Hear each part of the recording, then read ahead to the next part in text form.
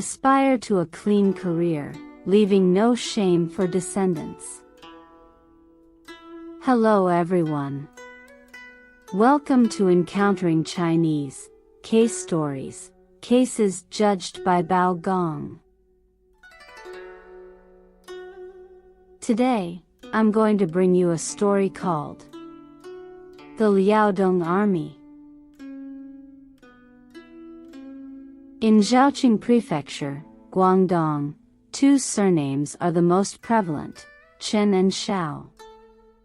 An elder from the Chen family has a son named Shenlong, while an elder from the Shao family has a son named Xiaoho. Shenlong was born intelligent and handsome, but his family was poor. In contrast, Xiaoho, though sly, was wealthy. The two had studied together since childhood and were still unmarried. In the east of the city lived a man named Liu Sheng, who came from a prominent family and had a daughter named Dun Yang. She was exceptionally intelligent and perceptive, able to understand her father's hints with ease. At 15, Dun Yang was already skilled in poetry, songs, and other arts, and many suitors from near and far sought her hand in marriage. One day, Liu Sheng discussed with his elder brother. Dun Yang has reached marriageable age, and there are countless suitors. I want to choose a suitable son-in-law from among them. I don't care about his family's wealth or poverty, but I wonder who would be a good match for my daughter. His elder brother replied. In ancient times, people chose their spouses based on the man's character rather than his family's wealth. I have heard that there is an elder Chen in the city with a son named Shenlong. Although his family is poor, Shenlong is known for his virtuous character and diligence. If you don't mind, I can act as a matchmaker for your daughter and Shenlong. Liu Sheng said. I have also heard about this person. Let me discuss it with my family and get back to you. Liu Sheng then bid farewell to his elder brother and returned home. He mentioned to his wife, Zhang Shi, about the possibility of marrying Dun Yang to Shenlong. Zhang Shi replied. This decision is up to you. You don't need to consult me. Liu Sheng said. You should privately inform our daughter of my thoughts and see if she agrees with this match. Thus, Zhang Shi conveyed Liu Sheng's thoughts to their daughter. Although Dun Yang did not speak much, she was internally delighted. However, less than a month later, an elderly woman from the Shao family came to propose marriage to Liu Sheng's daughter. Liu Sheng, who hoped for his daughter to marry Shenlong, politely declined, saying that his daughter was still young and that they would consider marriage next year. After the elderly woman left, Liu Sheng instructed his elder brother to go to the Chen family to propose marriage. But the elder Chen was hesitant, fearing that Dun Yang would suffer due to their poverty and thus was reluctant to immediately agree. Liu Sheng's elder brother reassured him. My niece is interested in your son because of his intelligence and good looks. We do not care about wealth or poverty. As long as you and your son agree, we will choose a good day for the wedding. The elder Chen was relieved to hear this and agreed to the marriage. Liu Sheng's elder brother returned with the good news, and Liu Sheng was overjoyed.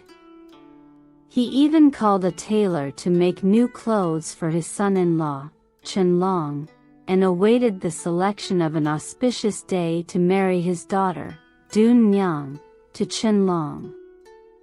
At this time, Xiaoho, who had heard that Liu Xing's daughter was promised to Qianlong, was filled with resentment. He thought to himself, "I was the first to send someone to Lu's house to propose marriage, but Liu Xing declined, saying his daughter was still too young. Now he has given his daughter to Qianlong." Feeling humiliated and displeased, Xiaohou began to think of a way to undermine them. The next day, Xiaohou came up with a plan. The Qin family was originally registered as soldiers from Liaodong Guard, and now was the perfect opportunity to have Qianlong sent to the border to serve in the army. As a descendant of the Qin family, he was bound to serve in the military. If this plan succeeded, Qianlong would certainly be unable to marry. With this in mind, Xiaohou reported to the local authorities that the Qin family had evaded military service and should be sent back to the army. After an investigation, the local authorities found that the Qin family had already been removed from the military roster, and Xiaohou's complaint was baseless, so they shelved the case. However, due to the Xiao family's wealth and their bribery of officials at various levels, Qianlong was still arrested and brought to the authorities for interrogation. The Qin family was unable to plead their case, and by then, military orders had been reissued, requiring Qianlong to serve at the border. Realizing that they could not change their situation, the Qin family embraced and wept. Qianlong said to his father, "Our family is already poor, and now we face this misfortune. I am going to the border to serve in the army, leaving my parents alone and unsupported at home. How can I feel at ease?" The elder Qin said, "Although we are old, we still have relatives to support and care for us. But you, my son, have truly been unfortunate, and you haven't even had the chance to marry Liu Xing's daughter.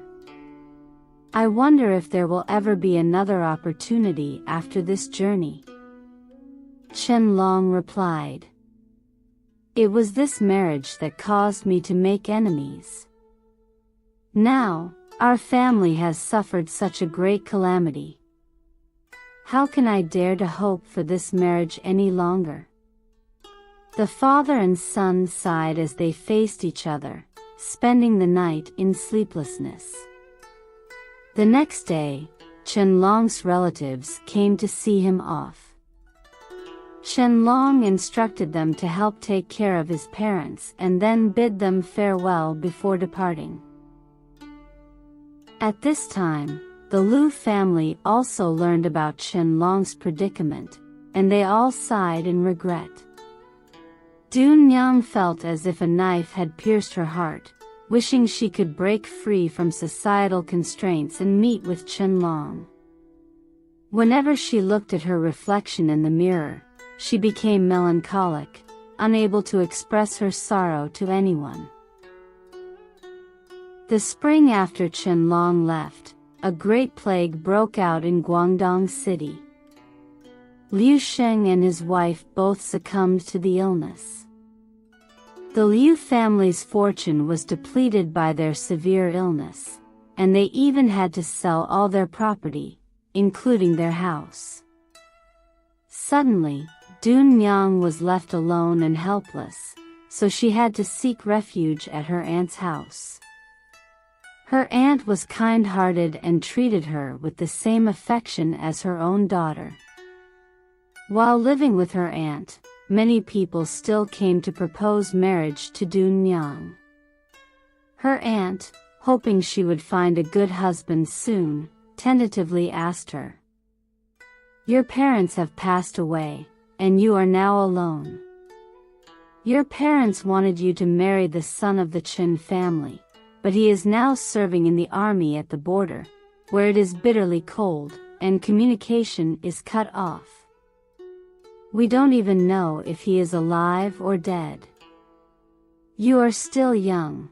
I can help you find another handsome husband to be your lifelong companion. Wouldn't that be better?"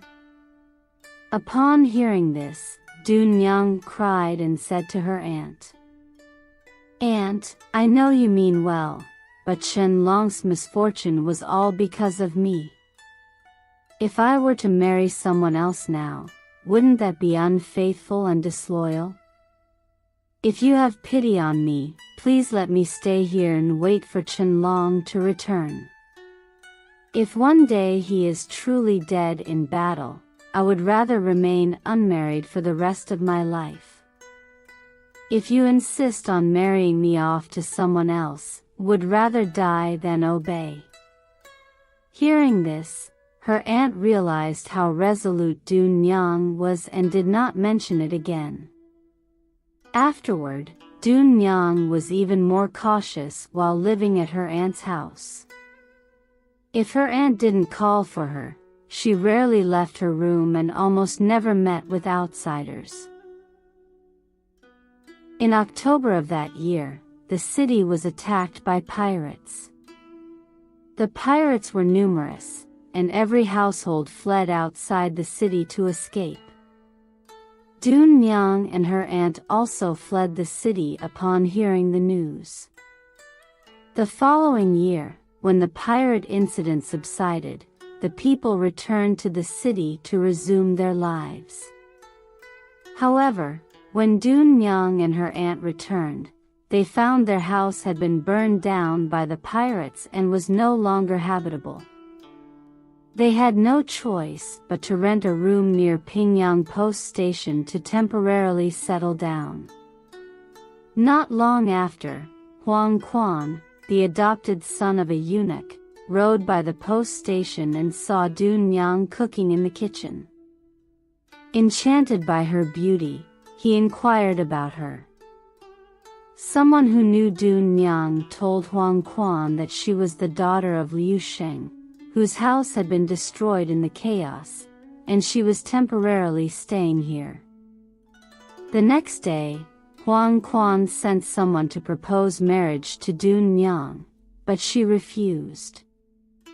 Huang Quan then tried to use his official power to forcibly marry her. Dun-young's aunt, alarmed by this, said to her, "Huang Quan wants to marry you, and with your nature, you would rather die than submit. Let's tell him that you need to observe a 60-day mourning period for your deceased parents. After that, we can consider the marriage. During this time, we can think of a better solution." Dun-young followed her aunt's advice and relayed her decision to the matchmaker, who then informed Huang Quan. Huang Quan, pleased with the response, said, "Then I will marry her after 60 days. Thus, the matter was temporarily set aside. One day, 3 soldiers arrived at the post station to rest. 2 soldiers were cooking in the courtyard, while 1 soldier leaned against the post rail to rest.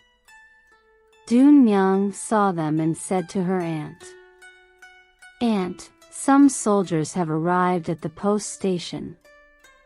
Please ask them where they are from. If they know Chen-long, I want to know if he is still alive and where he is now if he is alive." Her aunt went to see the soldiers and asked, "Where are you from?" One soldier replied, "We are from Liaodong and are heading to Xinzhou to deliver documents." Her aunt, hearing this, asked, "If you are from Liaodong, do you know a man named Chen-long from the Liaodong Guard?" The soldier immediately saluted and said, "Old lady, how do you know Chen-long?" Her aunt replied, "Chen-long is my niece's husband.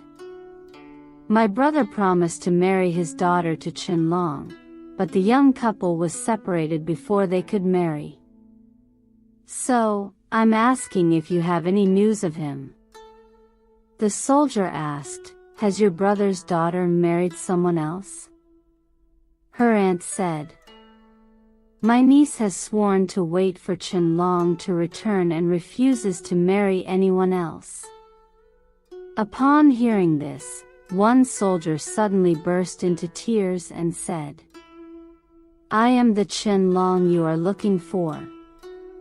Shocked, her aunt immediately went inside and told Dunyang. Initially, Dunyang couldn't believe it and went out herself to ask Qianlong about the past events. Qianlong recounted everything in detail, convincing Dunyang it was true. At this moment, they embraced and wept. The other two soldiers, hearing their story, were delighted and said, "This is a destined marriage, not a coincidence. We have some money here, and tonight we will hold a wedding for you to formally become husband and wife." They then prepared a feast for the newlyweds. The two soldiers drank in the courtyard while Qianlong, Dunyang, and her aunt celebrated inside. After the wedding, Qianlong and Dunyang went into their room, undressed, and lay down, sharing their thoughts but still unable to suppress their sadness. The next day, the two soldiers told Qianlong, "You have just married. It's best not to leave your wife easily. We will deliver the documents and then return to take you and Dunyang to Liaodong, so you couple can live together forever." After saying this, they left, and Qianlong stayed behind. 20 days after their wedding, Huang Quan learned that Qianlong had returned. Fearing that his plans to marry Dunyang would be thwarted, he sent men to the post station to lure Qianlong to the Huang family residence, where they killed him and hid his body in a kiln. The next day, Huang Quan sent people to force Dunyang to marry him. Dunyang, despondent and with no recourse, planned to hang herself in her room upon hearing the news of her husband's murder. Her aunt, sensing the dire situation, continuously urged Dunyang to accept her fate and marry Huang Quan to avoid further suffering. Dunyang replied, "I cannot avenge my husband, but I can at least die with him. How could I possibly marry my enemy?" Despite her aunt's persistent persuasion, Dunyang remained resolute. As they were in despair, a post station attendant reported that Bao Gong of Kaifeng was coming and would be staying at the post station that night. Hearing this, Dunyang knew she had a chance for justice. She prepared a petition and rushed to present it to Bao Gong. Bao Gong brought Dunyang into the yamen to hear her case. Amidst her tears, she recounted the events in detail. After hearing her story, Bao Gong immediately dispatched officers to arrest Huang Quan for interrogation. However, Huang Quan refused to confess. Bao Gong thought, "Since this is a murder case, we need the body as evidence. Without it, the case cannot proceed." While he was contemplating this, a sudden gust of wind blew through the court. Sensing something unusual about the wind, Bao Gong exclaimed, "If there is an injustice, let the constables follow it." The wind circled Bao Gong's seat 3 times before heading out of the city. The constables, Zhang Long and Zhao Hu, followed the wind for 20 miles to the kiln, where it abruptly stopped. Upon investigating the kiln, they found a man's body with an unchanged complexion. Zhang Long and Zhao Hu immediately reported this to Bao Gong. Bao Gong ordered the body to be brought to the yamen for Du Nyang to identify. Upon seeing the body, Du Nyang recognized it as her husband, Chen Long, and was overcome with grief. Bao Gong then had the coroner examine the body, finding that Chen Long had been beaten to death. Angered by this, Bao Gong intensified his interrogation of Huang Quan, who, unable to withstand the torture, finally confessed to everything. The case was concluded, and the records were archived. Huang Quan was sentenced to death for murder, and Shen Long's funeral expenses were recovered from him and handed over to Du Nyang. Subsequently, Bao Gong reviewed the case of Xiao Ho's bribery and false accusations against the Qin family. Xiao Ho was sentenced to serve in the border army. Du Nyang was taken back by her relatives and decided never to remarry. According to the treatment of the families of deceased soldiers, the government allocated monthly funds from the treasury for her support. Alright. Today's case story, the Liaodong Army, concludes here. If you enjoyed it, please like and subscribe. Feel free to leave your comments and share with others. See you again in the next issue.